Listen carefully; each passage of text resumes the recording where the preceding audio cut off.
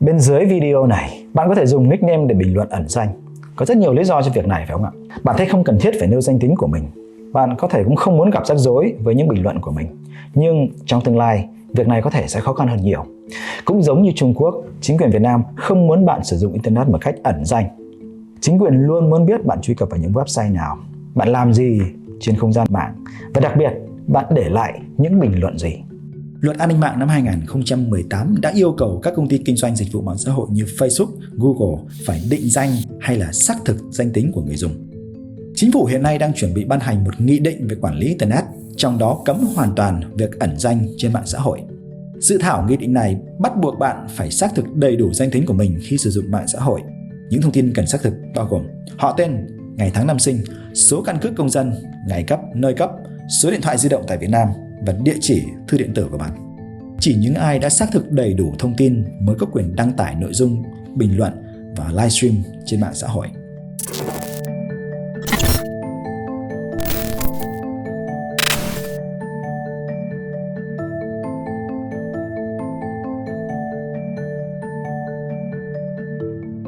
Trong đời sống thực, ẩn danh là một nhu cầu rất chính đáng. Dù không có gì phải che giấu, nhưng chúng ta luôn có nhu cầu cần phải ẩn danh. Chẳng hạn như chúng ta đi mua một gói xôi, sẽ rất là kỳ quặc nếu như người bán xôi lại hỏi chúng ta là tên tuổi là gì, quê quán ở đâu, nhà cửa ở đâu, rồi nghề nghiệp làm gì. Nếu mà hỏi địa chỉ email nữa thì càng kỳ quặc, phải không ạ? Cái quyền ẩn danh giúp cho chúng ta tránh cái sự soi mói quá mức từ người khác vào trong cái đời sống riêng tư của mình. Cũng tương tự như vậy, có rất là nhiều các hoạt động khác mà chúng ta không muốn nêu danh tính thật của mình, hoặc chúng ta muốn sử dụng một cái danh tính khác để thực hiện. Ngoài lý do về sự riêng tư, việc ẩn danh còn quan trọng đối với một số người nhất định như nhà báo, nghệ sĩ, nhà đấu tranh nhân quyền hay chính trị gia. Một trong những người ẩn danh nhuần nhuyễn nhất và nổi tiếng nhất của Việt Nam là Hồ Chí Minh. Báo Đảng cho biết ông đã sử dụng ít nhất 175 danh tính khác nhau để hoạt động cách mạng, bao gồm các tên tiếng Việt, tiếng Hoa và các thứ tiếng khác. Vì sao Hồ Chí Minh phải sử dụng nhiều danh tính đến như vậy?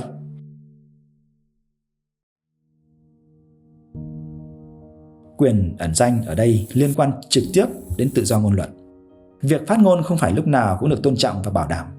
Có những phát ngôn có thể đụng chạm đến những quyền lợi và thế lực gây nguy hiểm cho bạn. Việc ẩn danh vừa cho bạn thực hiện quyền tự do ngôn luận, vừa hạn chế những rủi ro không đáng có. Nếu Hồ Chí Minh sử dụng danh tính thực của mình trong quá trình hoạt động cách mạng, ông sẽ gặp rất nhiều khó khăn và rất có thể ông đã sớm bị thủ tiêu.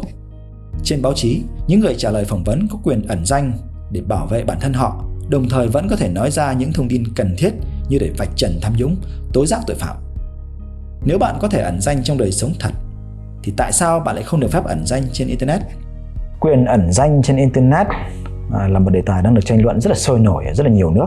Một số nhà lập pháp cho rằng cái việc ẩn danh nó tạo điều kiện cho một số người dùng Internet lừa đảo, rồi phát tán thông tin độc hại, rồi kích động thù hằn sắc tộc, thù hằn giai cấp và lan truyền những thông tin thất thiệt.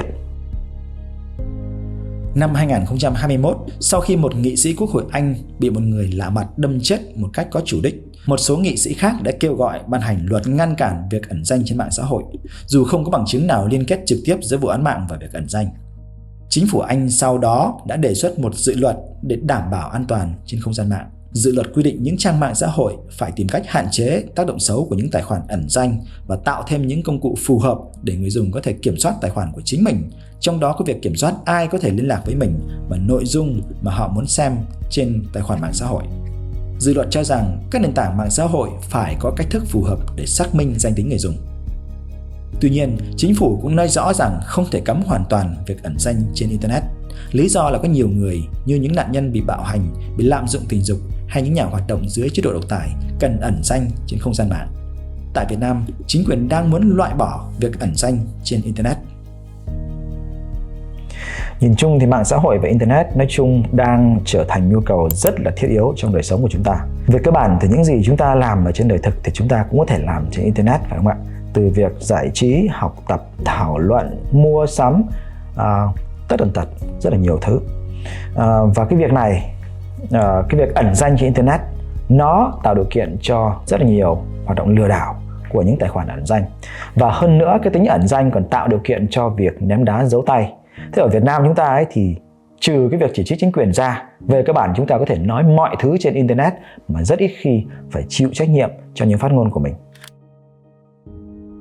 Ví dụ như bộ phim Đất rừng phương Nam đã bị dân cư mạng chê bai, chỉ trích dẫn đến doanh thu phòng vé không như kỳ vọng.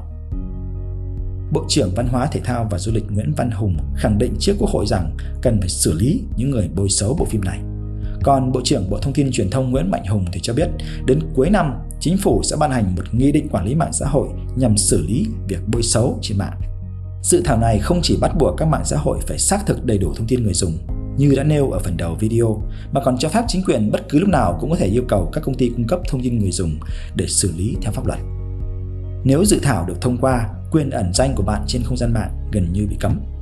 Liệu xác thực danh tính có phải là giải pháp hiệu quả đối với việc cố tình bôi xấu, phát tán thông tin gây hại trên mạng xã hội hay không? Hiện nay, phe ủng hộ quyền ẩn danh cho rằng việc cấm ẩn danh không thể nào làm giảm đi những phát ngôn kích động thù hận, những phát ngôn hận thù trên Internet được. Vào năm 2020, sau khi đội tuyển bóng đá Anh thua đội tuyển Ý trong giải vô địch bóng đá châu Âu, thì có rất là nhiều các cái bình luận trên Internet đã dùng những cái phát ngôn phân biệt chủng tộc nhắm vào các cầu thủ da màu của Anh và đổ lỗi cho các cầu thủ này cho cái thất bại của đội tuyển Anh. Đối phó với việc này, mạng xã hội Twitter đã khóa hàng loạt các tài khoản đã đăng tải bình luận phân biệt chủng tộc. Twitter cho rằng có đến 99% các tài khoản bị khóa không phải là tài khoản ẩn danh. Mạng xã hội này khẳng định việc xác minh tài khoản bằng căn cước sẽ không ngăn được tình trạng lợi dụng mạng xã hội để phát tán thông tin gây hại. Tại Việt Nam, chưa có nghiên cứu nổi bật nào cho thấy mối liên hệ giữa việc ẩn danh trên mạng và tình trạng bôi xấu, bôi nhọ trên mạng xã hội. Tuy nhiên, qua các văn bản được ban hành như luật an ninh mạng, chính quyền cho thấy họ đã ngầm lựa chọn giải pháp đơn giản cho vấn đề này là định danh người dân trên Internet. Một tấm lưới rất lớn đang được dệt lên với hàng loạt các quy định về quản lý Internet. Nghị định bảo vệ dữ liệu cá nhân quy định rằng dữ liệu về tài khoản số và hoạt động truy cập Internet của bạn là dữ liệu cơ bản. Điều đó có nghĩa là gì? Là chính phủ có thể trích xuất và truy cập vào những dữ liệu này mà không cần bạn đồng ý, và họ có thể làm như vậy mà không cần thiết phải viện dẫn đến những tình huống nguy cấp về an ninh quốc gia gì cả. Những quy định này đồng thời cũng gieo rắc nỗi sợ hãi trong công chúng và khiến cho người dùng Internet tự kiểm duyệt những phát ngôn của mình trước khi đăng tải bất kỳ một cái gì lên Internet. Với cái quy trình làm luật của Việt Nam hiện nay đó, thế thì người dân ít khi nào mà có thể tham gia được và tham gia một cách có ý nghĩa, hiệu quả vào trong tiến trình ban hành các văn bản pháp luật. Vì thế cho nên rất là dễ dàng để chính quyền có thể ban hành những quy định kiểm soát Internet ngày càng chặt chẽ hơn nữa. Và như vậy có nghĩa là gì? Có nghĩa là một Trung Quốc ở Việt Nam đang hình thành. Cảm ơn bạn đã xem video này. Hãy đăng ký trên website luotkhoa.com để tiếp tục nhận được những bài viết mới nhất của chúng tôi phân tích về pháp luật quản lý Internet ở Việt Nam. Hẹn gặp lại trong những video tiếp theo.